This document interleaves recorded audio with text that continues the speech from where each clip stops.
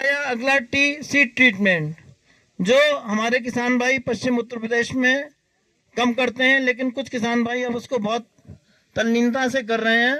Seed treatment का मतलब है गन्ने के हमने टुकड़े जब काट लिए दो दो आंखों के, उसको कार्बेंडाजिम, मैंकोजेब, थायोफिनाइट मिथाइल आदि से काट के उसको कम से कम 1 से 1.5 घंटे किसी बोरे में भर के या किसी नान में या किसी गड्ढे में करके 2 घंटे तक अगर ट्रीट करेंगे तो जो हमारा फंजीसाइड है वो एकदम गन्ने के टुकड़ों के अंदर चला जाएगा, अवशोषित हो जाएगा, और उसमें गन्ने के टुकड़ों में कोई भी अगर रोगाणु है वो हमारे खत्म हो जाएंगे और जमाव भी अच्छा होगा। अगला टी होता है ट्राइकोडर्मा।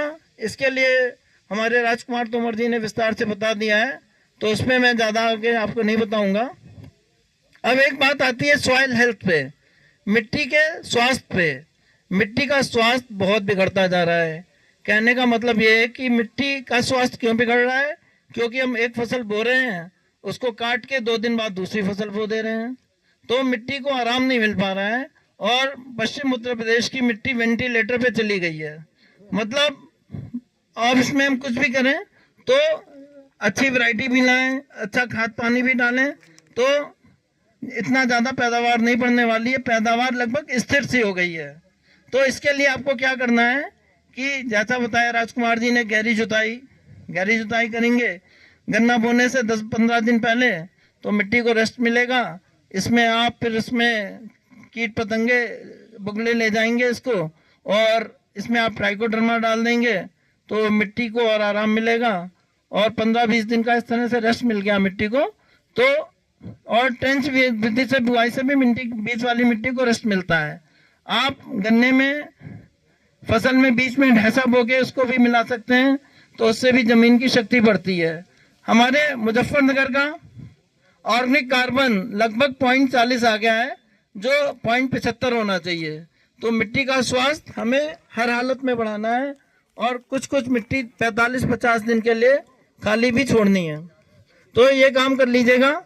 अगली बात आई हमारी 18 वैरायटी क्योंकि अब चलने वाली है, क्योंकि हम लोगों की जितनी भी चीनी मिलें हैं पश्चिम उत्तर प्रदेश में, हम लोग आपस में बात करते रहते हैं, तो सब जगह के किसानों का ये मत है कि अब 18 का रकबा वो बढ़ाने जा रहे हैं। तो जब 18 का रकबा बढ़ाना है तो पेटी प्रबंधन के लिए तो राजकुमार जी ने आपको काफ़ी बता दिया है। बुआई के लिए हम कुछ चीज़ें बताना चाहेंगे कि कुलदीप राठी जी, राजकुमार तोमर जी, हितेश राठी जी, पलविंदर जी, देखिए ये जो हमारे फील्ड डे का प्रोग्राम हम लोग आयोजित कर रहे हैं, ये इसका उद्देश्य यही है ट्रांसफर ऑफ टेक्नोलॉजी की। जो हमारे किसान अच्छा काम कर रहे हैं वो अन्य किसानों पे समय समय पे पहुंचते जाएं। तो बात होती थी प्रदर्शन प्लाटों की। ये जो प्रदर्शन प्लाट हैं हमारे पिछले 5-6 सालों से चीनी मिल के द्वारा लगवाए जा रहे हैं, और इसका उद्देश्य यही है कि हम ये जो अपनी बैठकें हैं किसी गांव में ना होके किसी प्रदर्शन प्लाट के पास लगाएं, ताकि यहाँ पे शुद्ध वातावरण भी होता है और हम लोग आपस में बहुत चीज़ें सीखते हैं। तो ये 18 का प्लॉट आप देख रहे हैं जो काफ़ी अच्छा चल रहा है, धर्मपाल जी का है। तो बात आ रही है, राजकुमार जी ने कहा है कि समय पे बुआई पे कुछ हमें बताना है, तो एक इसमें एक टेक्नोलॉजी आई हुई है 5T with 1V। तो जैसे राजकुमार जी ने कहा कि पहला टी हो गया टाइमली प्लांटिंग। अब गन्ना बुआई का लगभग समय आ चुका है, आप 15 फरवरी के आसपास से आराम से गन्ने की बुआई कर सकते हैं, और इस समय जो गन्ने की बुआई होगी उसमें गन्ने की बढ़वार के लिए बहुत अच्छा समय मिलेगा और पैदावार अपने आप ही अच्छी आएगी।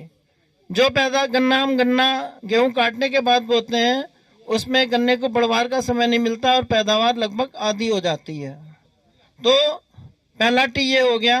आप इसको ऐसे भी समझ सकते हैं कि अगर हमने कोई गन्ना 1 मार्च को बोया तो उसकी पैदावार हमारी आई 90 कुंटल 1 बीघे की, और हमने वो 2 मार्च को वही गन्ना बोया बगल वाले खेत में उसी कंडीशन में, तो उसकी पैदावार 89 कुंटल हो जाती है। जितने जितने दिन घटते जाते हैं उतनी उतनी पैदावार घटती जाती है। तो ये गन्ने बुआई में समय का महत्व है। दूसरा टी होता है टॉप पोर्शन प्लांटिंग, मतलब गन्ने की बुआई गन्ने के ऊपरी आधे हिस्से से करने से जमाव जल्दी होता है, जमाव अच्छा होता है।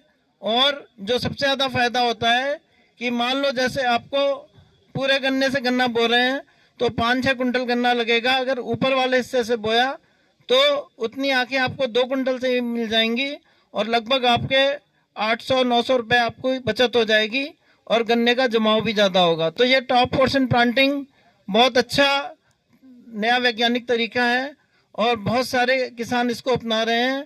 आप ऊपरी आधे हिस्से से गन्ने की बुआई कर दो और नीचे का आधा गन्ना चीनी मिल को आपूर्ति कर दो, क्योंकि चीनी मिल भी चल रही है और गन्ने की बुआई भी साथ साथ चलेगी।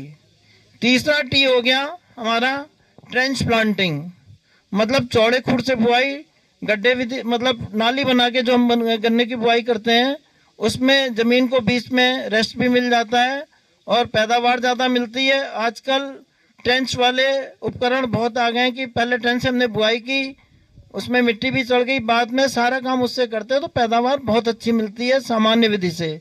और चौड़े खुर बुआई से एक फायदा ये और होता है, क्या ये फायदा होता है कि हम जब भी कोई भी कीड़ा बीमारी उसमें बीच में आएगा हमारे खेत में तो आप आराम से खेत के अंदर जाके उसका नियंत्रण कर लेंगे, क्योंकि अब वो समय आ गया है गन्ना बोने से लेके गन्ना काटने तक